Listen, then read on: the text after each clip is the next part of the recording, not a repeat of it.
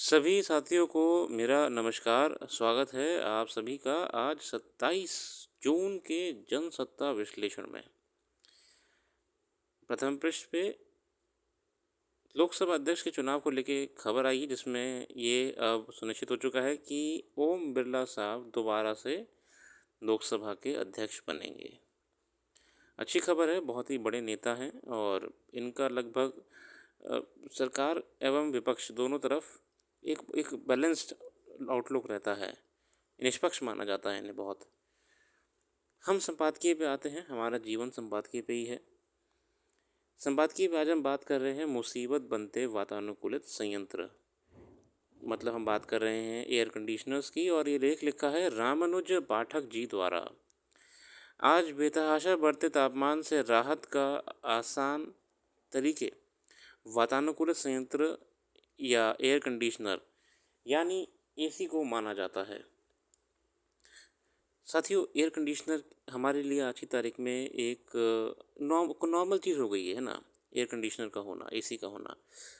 मगर इस लेख ने हमारा, जो रामानुज जी हैं, उन्होंने हमारा इस तरफ इशारा करते हुए ध्यान करा है कि इस एसी से पर्यावरणीय नुकसान भी उतना ही ज़्यादा होता है। इसी का बढ़ता उपयोग ऊर्जा, पर्यावरण और स्वास्थ्य तीनों के लिए संकट बनता जा रहा है। वर्ल्ड एनर्जी आउटलुक की एक रिपोर्ट के अनुसार भारत में अब हर 100 में 24 परिवारों के पास एसी है। रिपोर्ट के अनुसार भारत विश्व का सबसे तेजी से बढ़ता एसी बाजार है।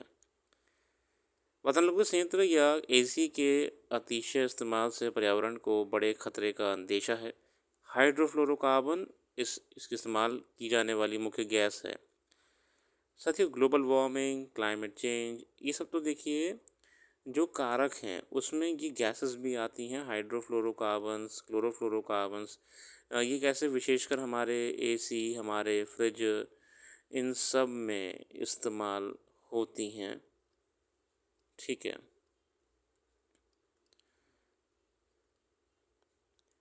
एक रिपोर्ट के अनुसार भारत में वातानुकूलित यंत्रों के उपयोग में इतनी तेज़ी से बढ़ोतरी रही है कि वर्ष 2022 तक भारत में इनकी संख्या पूरी दुनिया के कुल वातानुकूलित इकाइयों की संख्या का 1/4 हिस्सा हो चुकी है। रेफ्रिजरेंट, जिनका प्रयोग कूलिंग के लिए किया जाता है, वैश्विक ताप के लिए प्रमुख कारकों में से एक हैं और अगर इन्हें नियंत्रित नहीं किया गया तो ये वैश्विक तपिश में 0.5 डिग्री सेल्सियस तक का वृद्धि कर सकते हैं। साथियों, जो हमने COP, कॉन्फ्रेंस ऑफ पार्टीज़, या क्लाइमेट चेंज की कॉन्फ्रेंस जो होती हैं पेरिस में और दुनिया भर के देशों में, इसमें हमने जो टारगेट करा हुआ है कि हम 2 डिग्री से ऊपर जाने नहीं देंगे और जो 1 डिग्री या 1.5 डिग्री चल रहा है, इसको नियंत्रित रखने का प्रयास करेंगे। अब इसको हम कैसे ऊपर जाने से रोकेंगे? जब हमारे एसी इसमें 0.5 डिग्री सेंटीग्रेड का योगदान देकर इसे बढ़ाने में और सहायता करेंगे। Rocky mountain institute, Rocky mountain द्वारा तैयार की गई solving the global cooling challenge नामक रिपोर्ट में अनुसार एक ऐसे तकनीकी समाधान की आवश्यकता है जो इस प्रभाव को 1/5 हिस्से तक कम करने में मदद करे और वातानुकूलन इकाइयों के संचालन के लिए आवश्यक बिजली की मात्रा में 75% तक कमी सुनिश्चित कर सके। दरअसल HFC को हटाना भारत जैसे पर्यावरण हितैषी देश की प्राथमिकता में रहा है।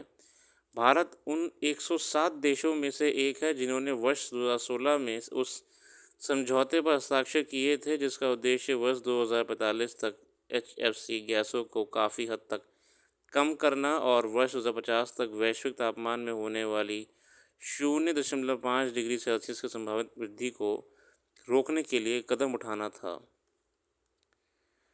इन गैसों में हाइड्रोफ्लोरोकार्बन, परफ्लोरोकार्बन, सल्फर हेक्साफ्लोराइड और नाइट्रोजन ट्राइफ्लोराइड एफ गैसों में ही आती है। एफ गैस एल्यूमीनियम प्रसंस्करण के समय भारी मात्रा में बनती हैं। एक एफ गैस अन्य ग्रीनहाउस गैस के मुकाबले ज़्यादा तापमान सोखती है। वैज्ञानिकों के मुताबिक एफ गैस से हमारे वायुमंडल में करीब 50,000 वर्ष तक बनी रह सकती हैं। इन्हें लेकर आमतौर पर ज़्यादा चर्चा नहीं होती। भारत, चीन, संयुक्त राज्य अमेरिका और यूरोप HFC के उपयोग में 2045 तक 85% तक का कमी लाने के लिए प्रतिबद्ध है।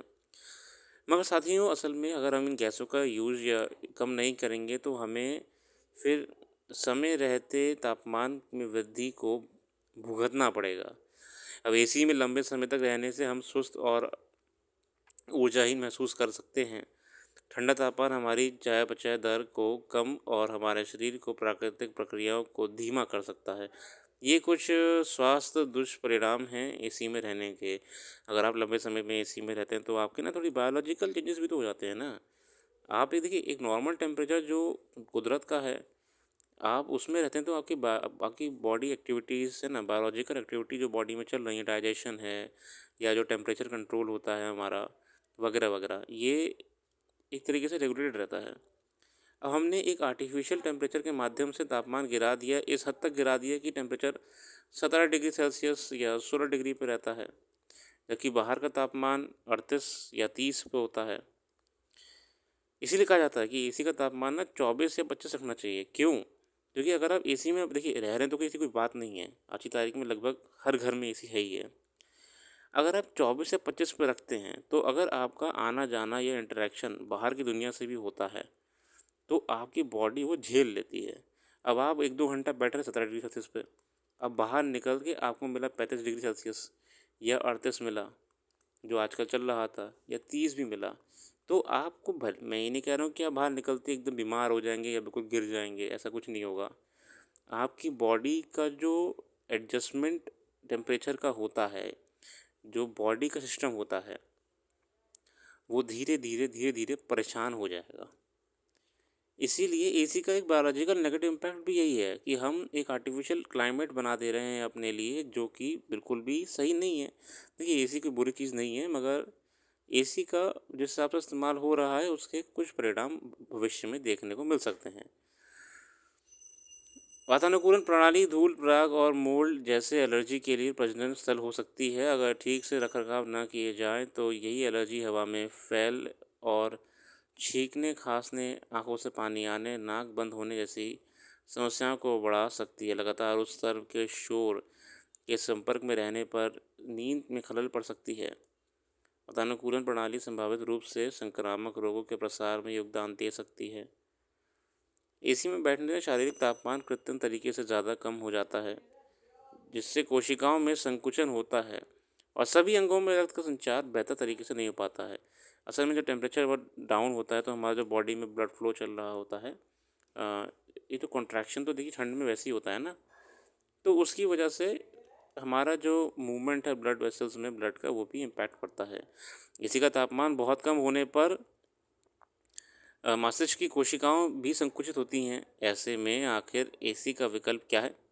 वृक्षारोपण पर कार्यक्रम पर विशेष ध्यान देकर एसी पर निर्धारित कम की जा सकती है। देखिए, बात यह कि अगर हम ना एफॉरेस्टेशन करते हैं तो पेड़ों के होने से तापमान में कई कमी देखी जाती है।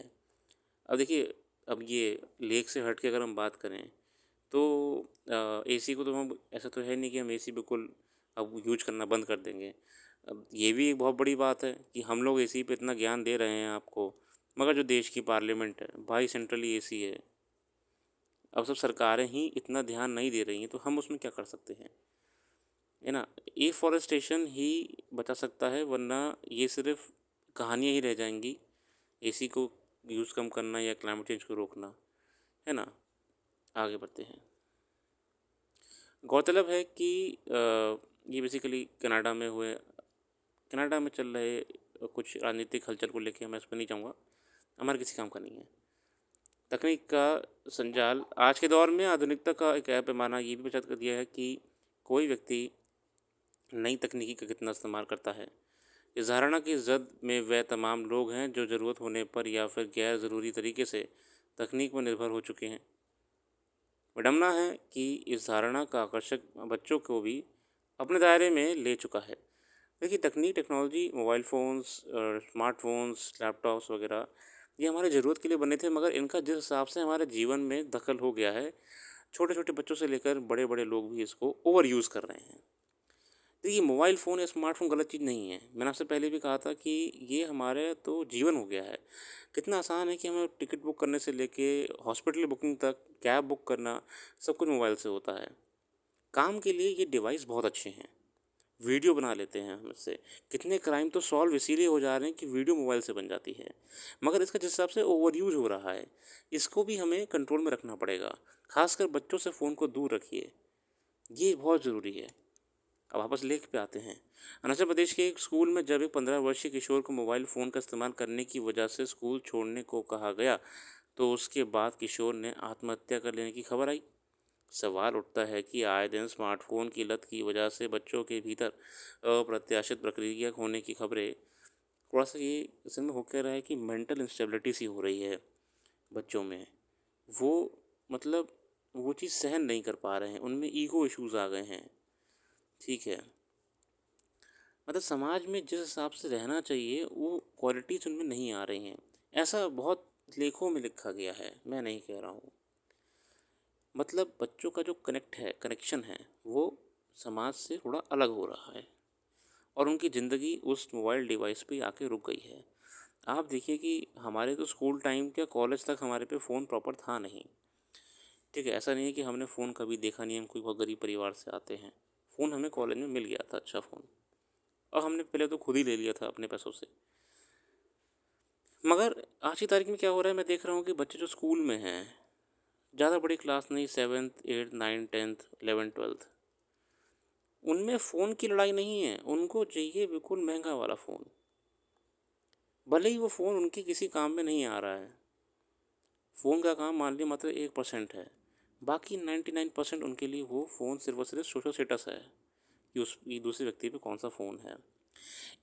इस बनावटी दुनिया में आकर बच्चों में कहीं न कहीं सोशल एक गलत तरीके से जीने का क्वालिटीज़ आ रही हैं। देखते हैं समाज इसको कैसे काउंटर करता है।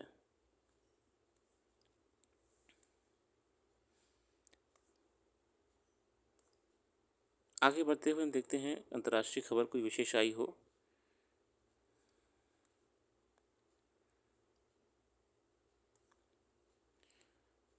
जूलियन असांज जिनके बारे में कल बात कर रहे थे, उनको रिहा कर दिया गया है। वह अभी ऑस्ट्रेलिया पहुंच चुके हैं और असांज बेसिकली विकीलीक्स के संस्थापक जूलियन असांज बुधवार को विशेष विमान से अपने देश ऑस्ट्रेलिया लौट आए। असांज ने एक समझौते के तहत अमेरिका सेना से जुड़े गोपनीय दस्तावेज हासिल करने व उन्हें प्रकाशित करने का जुर्म स्वीकार कर लिया, जिसके बाद इस मामले में कानूनी लड़ाई खत्म हो गई है। उत्तरी मरियाना द्वीप की राजधानी साइपैन में एक अमेरिकी जिला अदालत में असांज द्वारा दलील पेश किए जाने के साथ ही कई वर्षों से चर्चा में रहे अंतर्राष्ट्रीय साजिश का ये आपराधिक मामला एक बेहद असामान्य माहौल में आश्चर्यजनक रूप से ख़त्म हो गया। असांज पर युद्ध से जुड़ी जानकारी और राजनयिक दस्तावेज प्रकाशित करने के आरोप थे। असल में मैंने इनके बारे में आपको बताया है, वो पुरानी वीडियो में है 26 तारीख वाली में, आप देख लीजिएगा। विकीलीक्स की ओर से प्रकाशित किए गए दस्तावेज 2007 में अमेरिकी सेना द्वारा बगदाद में अपाचे हेलीकॉप्टर पर किए गए हमले की वीडियो भी शामिल थी। इस हमले में राइटर्स के 2 पत्रकारों सहित 11 लोग मारे गए थे। अमेरिका बहुत ही क्लैंडस्टाइन मिशंस करता रहता है, तो उसको लेकर उन्होंने लीक कर दिया था। बाकी खेल जगत की खबरें हैं, उस पर आप देख लीजिएगा। आज के लिए रखते हैं। अपना कीमती समय देने के लिए बहुत बहुत धन्यवाद। बाकी वेबसाइट को विजिट करते रहिए, वेबसाइट में अपडेट्स आती रहती हैं समय समय पर। Thanks for giving your precious time and have a very nice day.